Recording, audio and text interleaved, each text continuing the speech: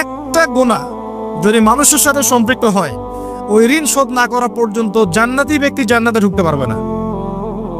মনে করেন আমাদের ভাই আব্দুল্লাহর জান্নাতের ফয়সালা হয়ে গেছে, কথার কথা মনে করেন, কিন্তু ভাই কাউকে গালি দিয়েছিল, কাউকে অপবাদ দিয়েছিল, কারো কাছ থেকে টাকা পয়সা নিয়েছে, দেয়নি ফেরত, বা ইত্যাদি ইত্যাদি ইত্যাদি। ভালো লাগলে চ্যানেলটি সাবস্ক্রাইব করেন, আর যারা ফেসবুক থেকে দেখতেছেন কোনো হক আছে, ফলো করেন জান্নাতে পেজটি। যাওয়ার আগে একটা জায়গায় দাঁড় করে ভালো লাগলে চ্যানেলটি সাবস্ক্রাইব করেন, আর যারা ফেসবুক থেকে দেখতেছেন ফয়সালা তো হয়ে গেছে, তাহলে ফলো করেন পেজটি। দাঁড়াও, কেন ফেরেশতাদেরকে দিয়ে বলো না হবে অমুকের এই ঋণ বাকি আছে, অমুকের এই গালির ঋণ বাকি আছে, অমুককে তুমি বাজে কথা বলছিলে এটা বাকি আছে, অমুককে অপবাদ দিয়েছিল এটা বাকি আছে। সবাই এখন সামনে আসা শুরু করবে এক এক। বেচারার কিন্তু আমল অনেক ছিল, একদম উহুদ পাহাড়ের সমান নেকি নিয়ে এসে উঠছে। এবার ওখানে কি শোধ করার কোনো সুযোগ আছে? কোনো সুযোগ আছে? ব্যাস, এবার আল্লাহ পাক বলবেন এর আমল নামা থেকে নেকি দিয়ে দিয়ে এই ঋণগুলো শোধ করে দাও।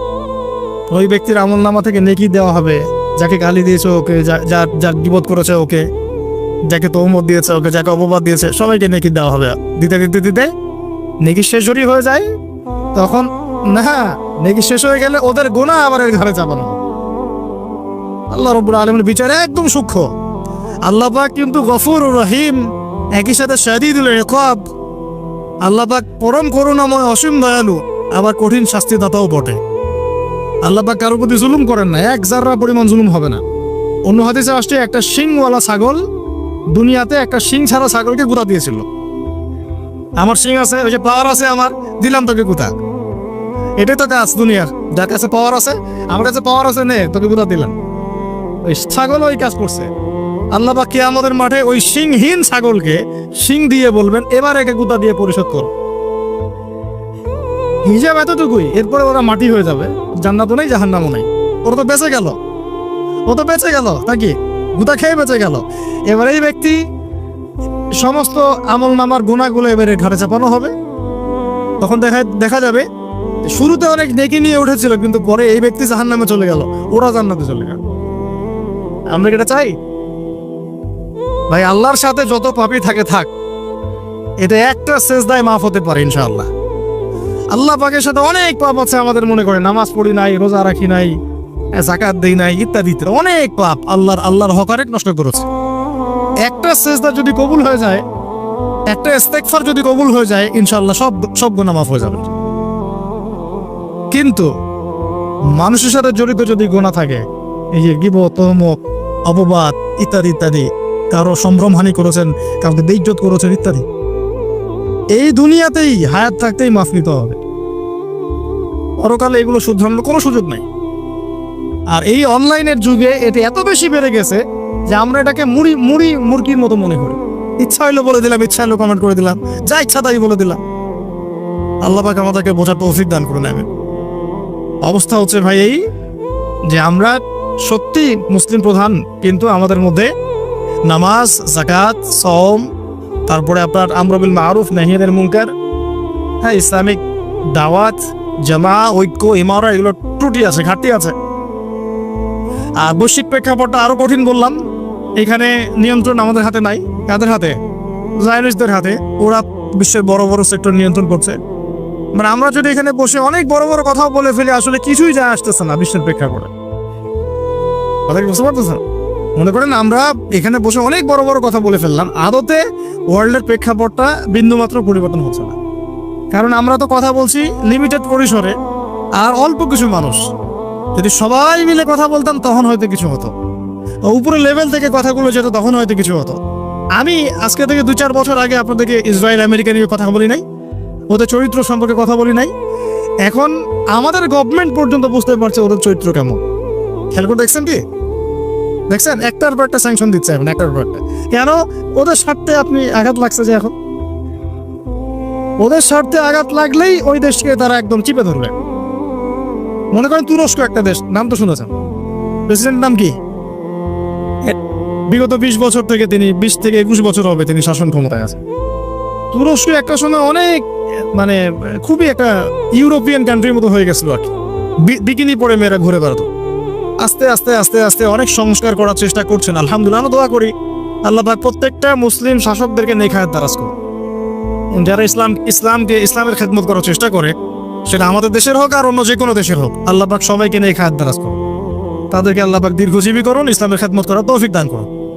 আমরা দোয়া করব। তো এখন আস্তে আস্তে অবস্থাকে অনেক ভালো একটা জায়গায় আনার চেষ্টা করছিলেন উনি। যখনই দেখলো তারা যে তিনি ইসলাম কেন্দ্রিক কাজ করছেন, ইসলামকে প্রমোট করছেন, হ্যাঁ, আলেম ওলামাদেরকে মানে প্রমোট করছেন, মসজিদ মাদ্রাসাকে প্রমোট করছেন। একসময় তুরস্কে আজান বন্ধ হয়ে গেছিল, ইতিহাস পড়ে দেখেন, আজান দেওয়া বন্ধ ছিল। ওই জায়গা থেকে এখন তিনি এই জায়গায় নিয়ে আসছেন। একসময় মালয়েশিয়ার অবস্থা তো ভালো ছিল না, খুবই দারিদ্রতা ছিল। এখন মাশাআল্লাহ দেখেন গিয়ে কি অবস্থা। এখন ইকোনমিক অবস্থা অনেক শক্তিশালী, তাদের অনেক শক্তিশালী। তো এগুলো হয়েছে আল্লাহ পাকের বরকতে, রহমতে। যখন আপনি ইসলাম নিয়ে কাজ করুন, আল্লাহ পাকের রহমতের দরজা খুলে দেবেন ইনশাআল্লাহ। এটা আমাদের ক্ষেত্রেও হতে পারতো। আল্লাহ পাক আমাদের নেতৃস্থানীয় ব্যক্তিদেরকে হেদায়েত দান করুন, দয়া করে বোঝার তৌফিক দান করুন এবং সাহস দান করুন। এখন দেখেন, যখনই তার ইসলাম নিয়ে কথা বলা শুরু করলেন, বড় বড় কান্ট্রির নেতারা তাদের অর্থনীতির উপরে নিষেধাজ্ঞা আরোপ করে দিল। খেয়াল করে দেখছেন, লিরার মান কমে গেল। ইন্দোনেশিয়ার কি যেন ওদের, ইন্দোনেশিয়ার রুপি না, ভুলে গেলাম, ওটার মান কমে গেল। এই যে কদিন আগে পাকিস্তানের একজন প্রেসিডেন্ট ছিলেন ইমরান খান, নাম তো মনে আছে। আমি পারভেজ মোশাররফের কথা বলছি না। পারভেজ মোশাররফের সময় পাকিস্তানের ভূমি ব্যবহার করে আমেরিকা বোমা হামলা চালিয়েছে আফগানিস্তানে, মনে আছে? ওরা এরকম পলিটিক্স করে, কোন একটা জায়গায় যদি আক্রমণ করতে হয় তার পাশে আগে পরিস্থিতি তৈরি করে, পরিবেশ তৈরি করে। আগে পারভেজ মোশাররফকে ক্ষমতায় বসিয়েছে, তারপরে ওই জায়গাটা দখল করে ওইখানে বেস ক্যাম্প স্থাপন করে আফগান থেকে বোম মারা শুরু করেছে। সেই আফগান কি পড়ে গেছে? এখনকার রিপোর্ট দেখেন, এই চলতি সিজনে সবচেয়ে টাকার মান এখন ওদের বেশি। টাকার মান অন্যদের কমছে, কিন্তু ওদেরটা কমে নাই, বেড়ে গেছে। সবচেয়ে সফল কারেন্সি বলা হচ্ছে ওদের কারেন্সিকে। কেন? এর ভিতরে ঢুকলে অনেক গভীরে ঢুকতে হবে, আমি ওদিকে যেতে চাচ্ছি না, অনেক গভীরে ঢুকতে হবে। মূল কথা হচ্ছে ইমানের কারণে, জাজবার কারণে তারা কি মাথা নত করেছিল আমেরিকার সামনে?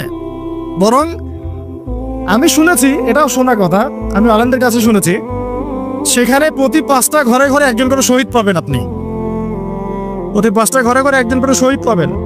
ঘরে ঘরে দেখবেন কারো হাত নাই, কারো পা নাই।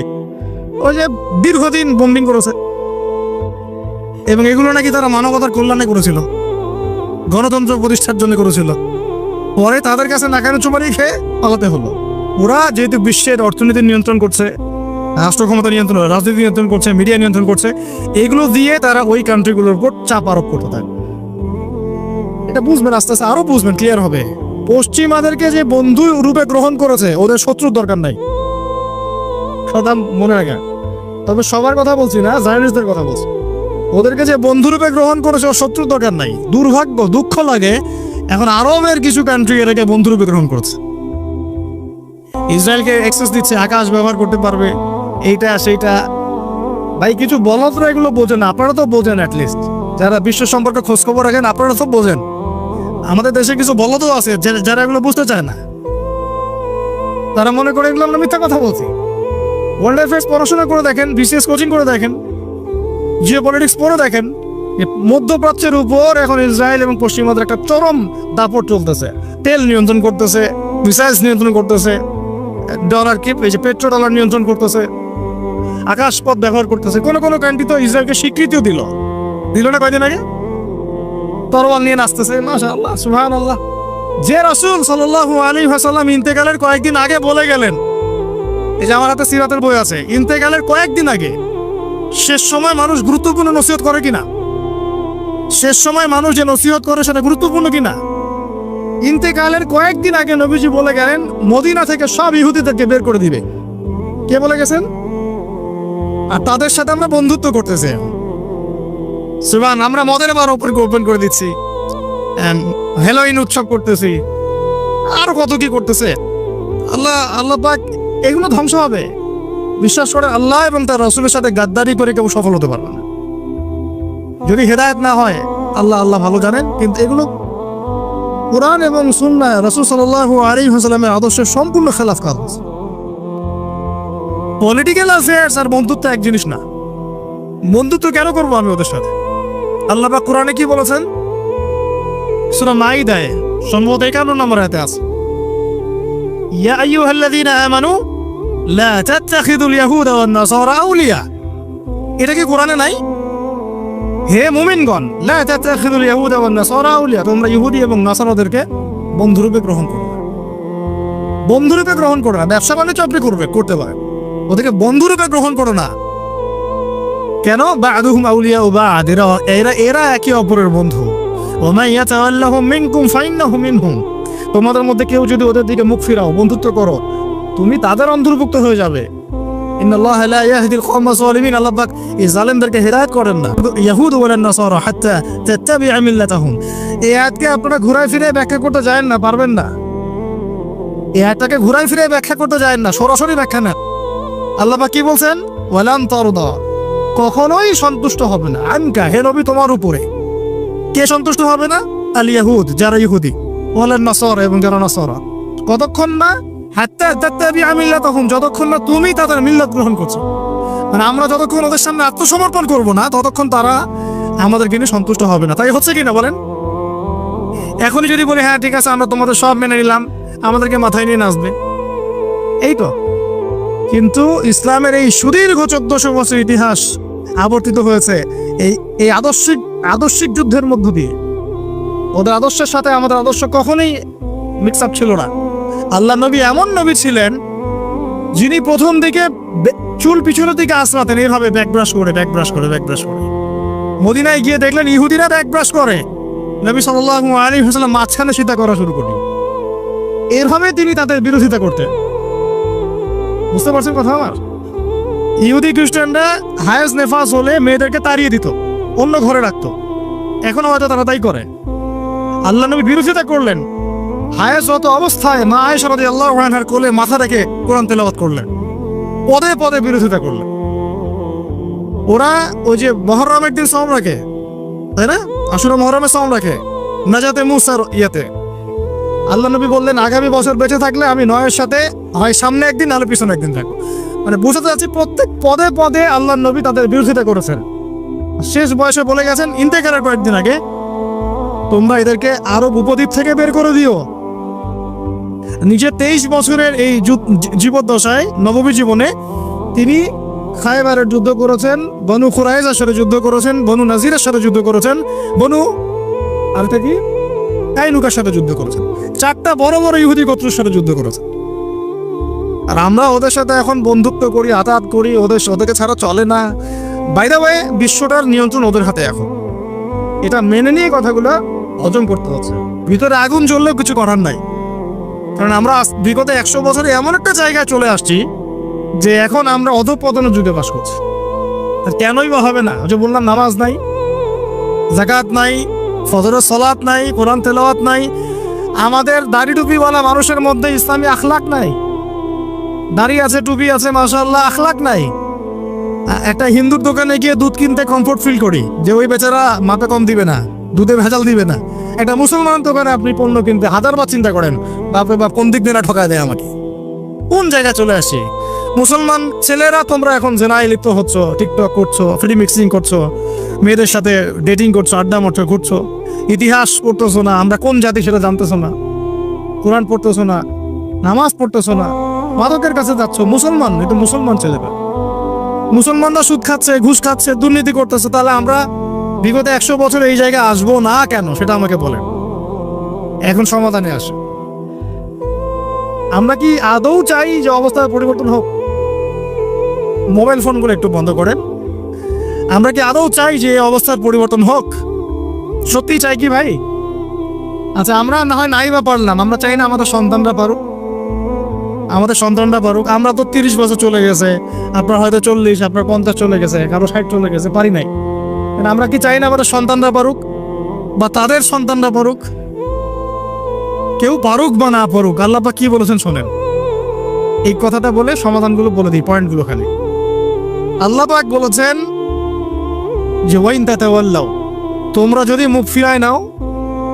তার আগে আল্লাহ বলেছেন সূরা মুহাম্মাদে আছে, ইন তানসুরুল্লাহ ইয়ানসুরকুম ওয়া ইউসাব্বিত আকদামাকুম, তোমরা যদি আল্লাহকে সাহায্য করো, আল্লাহর দ্বীনকে সাহায্য করো, আল্লাহ পাক তোমাদেরকে সাহায্য করবেন। শর্ত আছে একটা, এমনি সাহায্য আসবে না। কখন সাহায্য আসবে?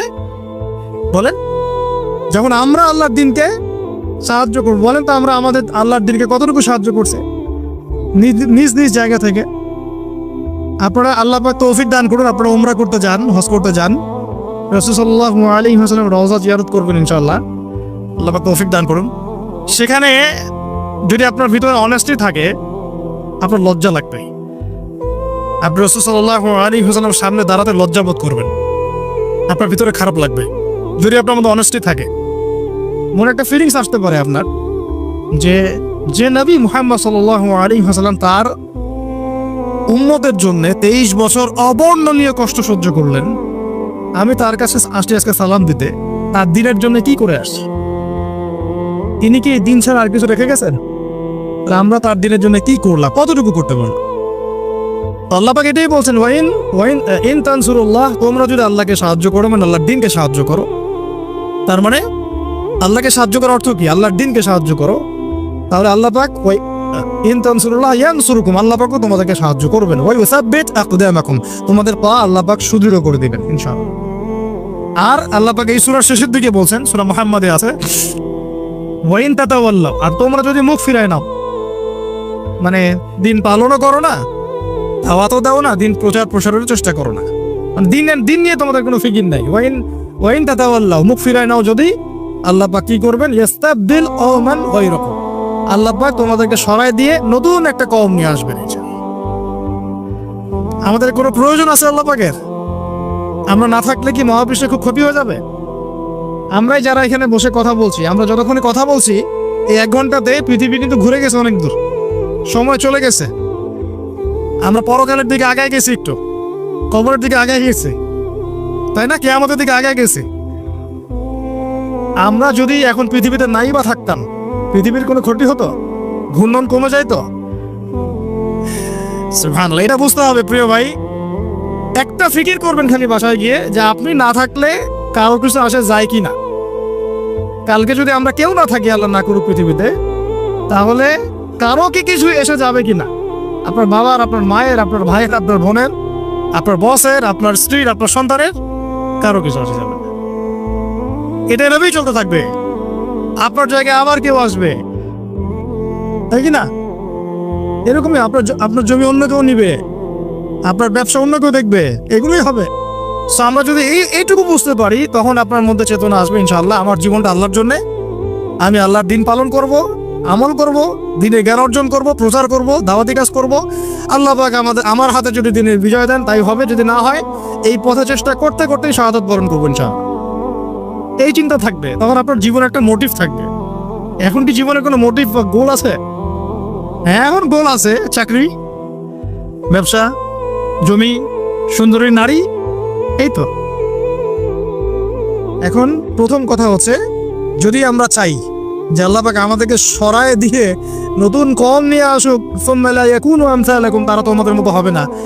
আমরা যদি আমাদের সৌভাগ্য অর্জন করতে চাই যে আল্লাহ পাক আমার দ্বারাই সেই খেদমতটা নেক, হ্যাঁ, আমরা নিজেদেরকে প্রমাণ করে দেখাই, তাহলে এই কয়েকটা কাজ মনোযোগের সাথে করার চেষ্টা করতে হবে। আল্লাহ পাক তৌফিক দান করুন, আমিন। কি কাজ ভাই? 1 নাম্বার, খালি পয়েন্টগুলো বলে দেবো, আর লম্বা করছি না। আপনাকে আমাকে সবাইকেই দিনের ইলম অর্জন করতে হবে। কি কাজ ভাই বলেন? ইলম ছাড়া কোনো কাজ নাই। আমরা আগেই বড় বড় অনেক জায়গায় কথা বলি, দিন কায়েম, জিহাদ, একামতের দিন, অনেক কথা বলি না? কিন্তু সবচেয়ে বড় বড় কথাগুলো আগে নয়। আগে কি ভাই বলেন? দিনের জ্ঞান অর্জন, দিনের ইলম অর্জনের এই সমুদ্রে আপনাকে ডুব দিতে হবে। এবং এই ডুবটা আপনি দিবেন একা একা নয়, কোনো না কোনো একজন, অন্তত একজন মুহাক্কিক বরেণ্য কোন আলেমের সোহবতে, অন্তত একজন। যদি একাধিক থাকে তো আলহামদুলিল্লাহ, যদি আপনি 10 জন আলেমের সাথে সম্পর্ক রাখেন আলহামদুলিল্লাহ, কোনো সমস্যা নাই। কিন্তু অন্তত একজন মুহাক্কিক আলেমের সাথে পরামর্শ করে পড়াশোনা করতে হবে, করা যাবে ইনশাআল্লাহ। এটা বাংলাদেশের সৌভাগ্য, যেখানে কওমি ঘরানার বহু মুহাক্কিক আলেম আছে।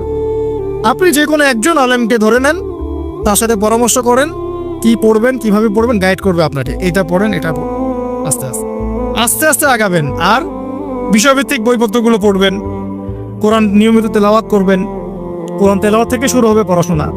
তারপর আরবি ভাষাটাকে শেখার চেষ্টা করবেন, তালিম হবে, তালিমে বসবেন, বাসায় তালিমের ব্যবস্থা করলেন, সহজ হাদিসের কিতাবগুলো যেগুলো সেগুলো আগে আগে পড়বেন, আগে বড় বড় কিতাব টান দিবেন না। ইয়াং জেনারেশন একটা বড় সমস্যা, ইসলামে আসার পরেই দেখা যায় বড় বড় কিতাব নিয়ে তানাহাসা শুরু করি আর বলি যে প্রচলিত ইসলাম ভুল, আমারটা ঠিক। এই ফিতনাটা চলতেছে না, অনেক বড় বড় জায়গায় পর্যন্ত এই ফিতনাগুলো ঢুকে গেছে। আমরা যে ইসলামগুলো পালন করছি এগুলো আর কিছুই ঠিক না, ও যেটা ঠিক শিখলো এখন এটাই ঠিক। এটা হচ্ছে, এটা একটা সঠিক পথ কিন্তু সঠিক ভুল পথ। এটা একটা সঠিক ভুল পথ, আপনি মনে করছেন এটা একটা সঠিক পথ, আদতে এটা একটা সঠিক ভুল পথ।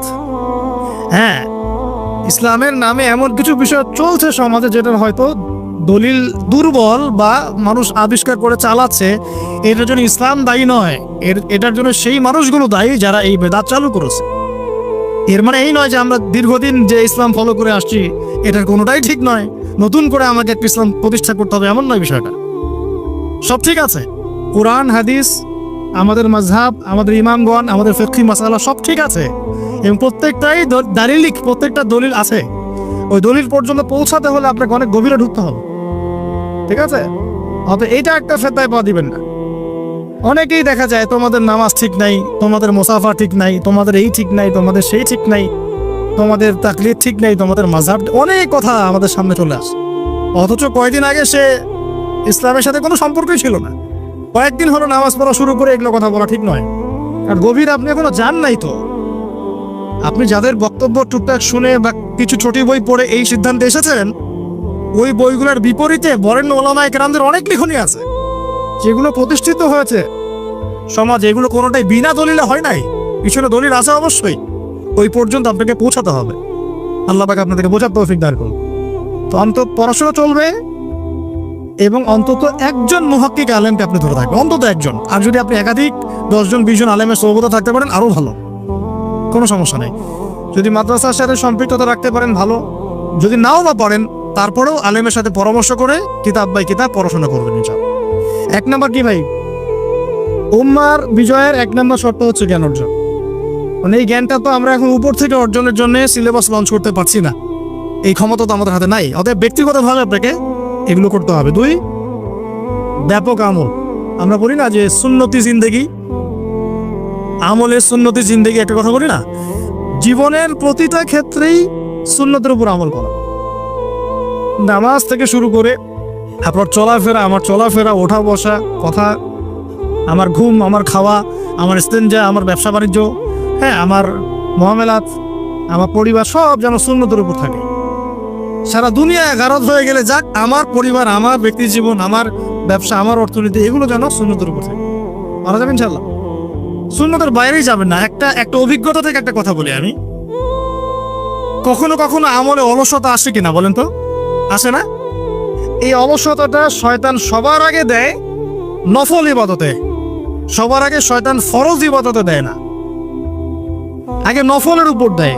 এটা তো নফল, এটা না করলেও হয়, পরে করিস, এরকম একটা ওয়াসওয়াসা দেয়। ওইটা আস্তে আস্তে আপনি ছেড়ে দিলেন, পরে দেখবেন সুন্নতের উপর দেওয়া শুরু করলো।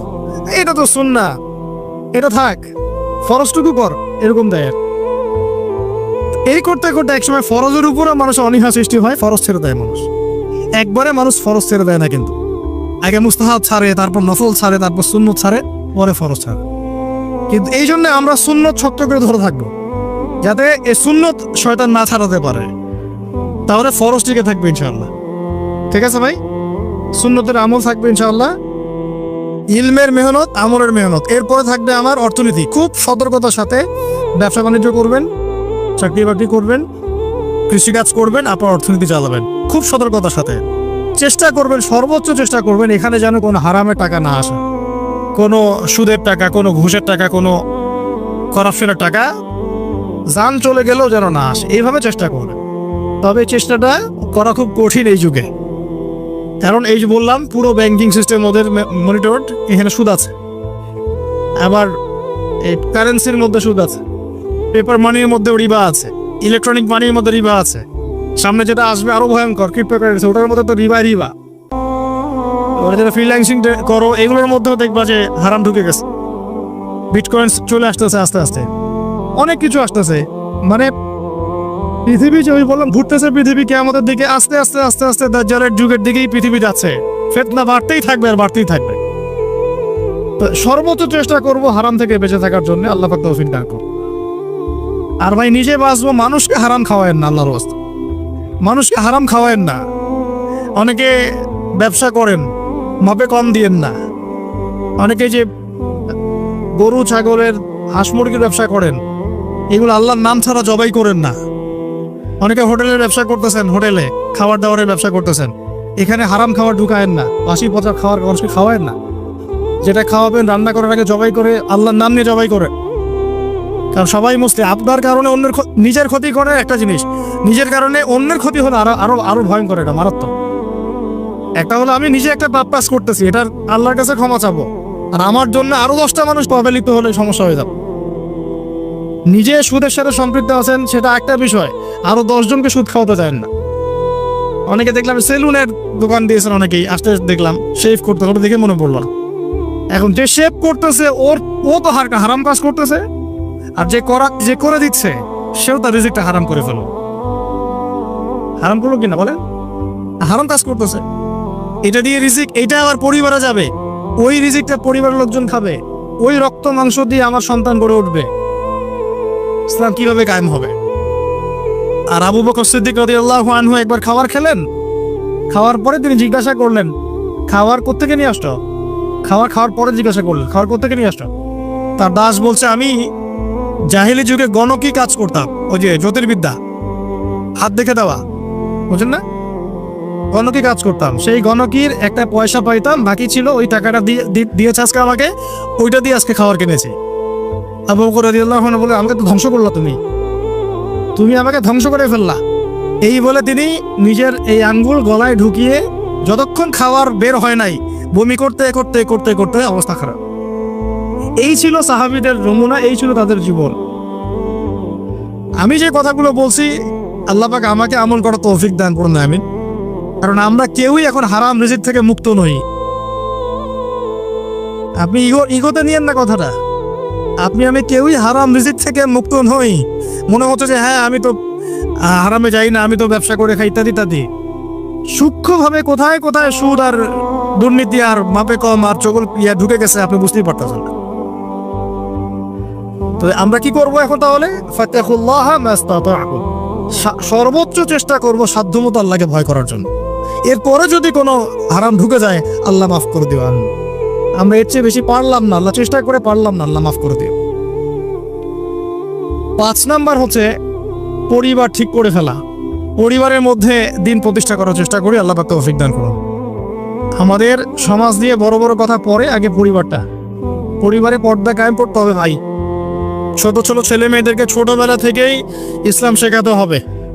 ছোট মেয়েদেরকে ছোটবেলা থেকেই পর্দায় আনার চেষ্টা করতে হবে। ছোট ভাই বোনদেরকে কোরআন শেখাতে হবে, মক্তবে দিতে হবে।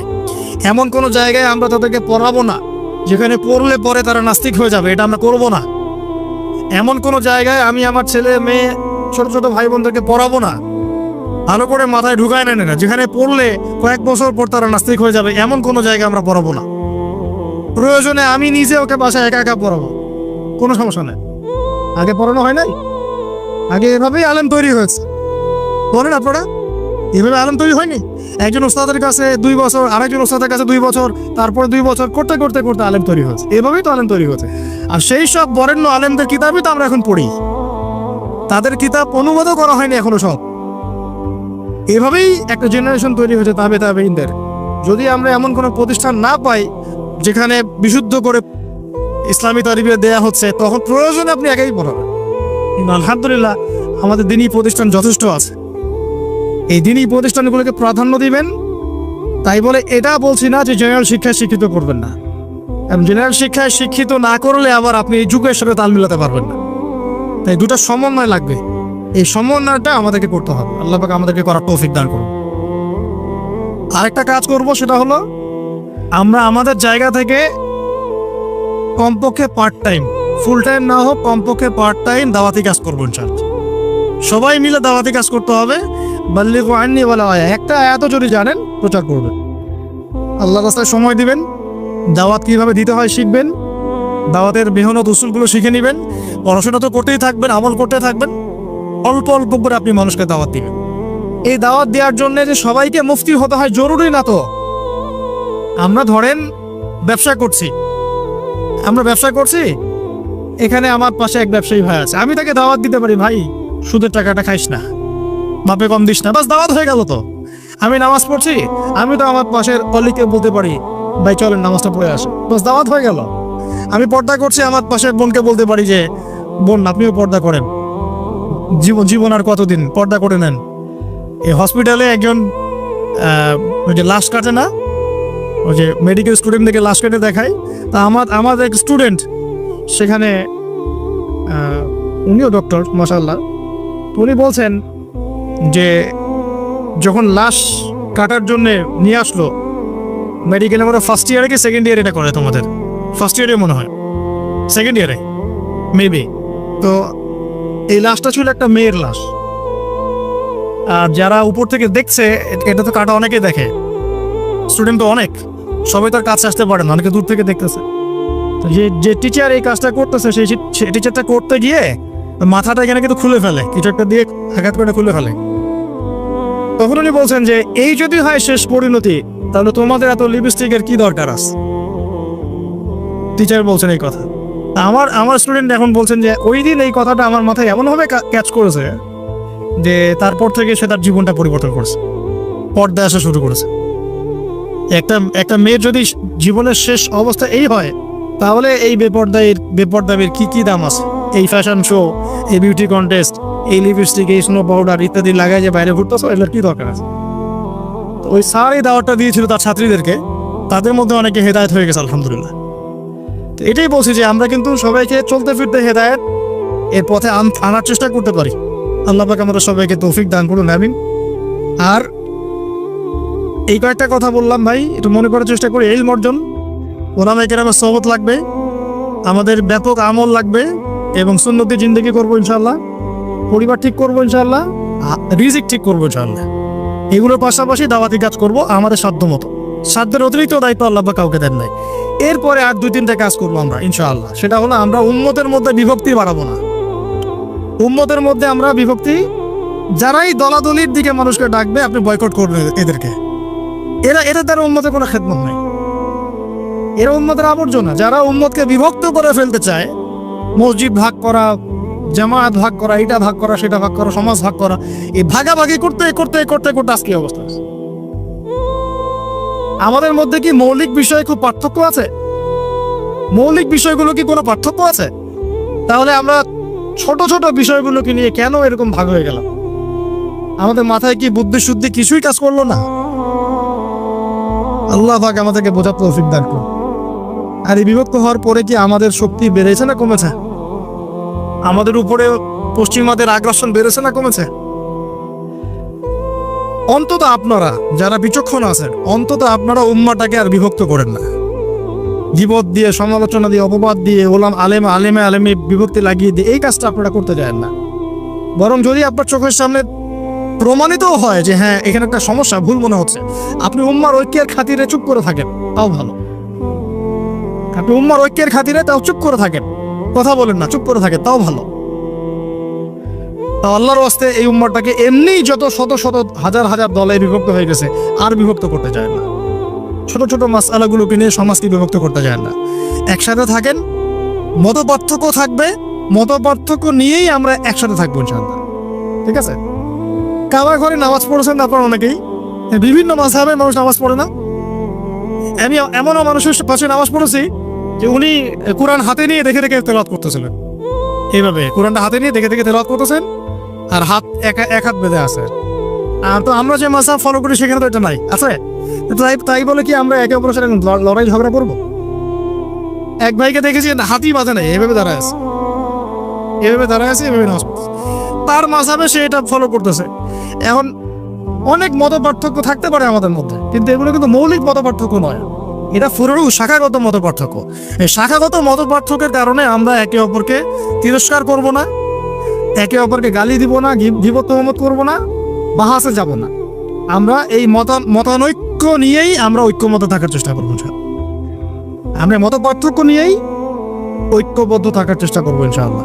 আমরা মনে করবো ইসলাম বৈচিত্র্যময়, ইসলামের বৈচিত্র্যটাই সৌন্দর্য, ইসলামে এই বৈচিত্র্য আছে, এটাই সৌন্দর্য। হ্যাঁ, কেউ 2 রাকাত পড়ছে, কেউ 4 রাকাত, কেউ এভাবে পড়ছে, কেউ এভাবে পড়ুক, তারপরেও আমরা এক। এই কনসেপ্টটা না থাকলে আমরা সামনে আগাতে পারবো না।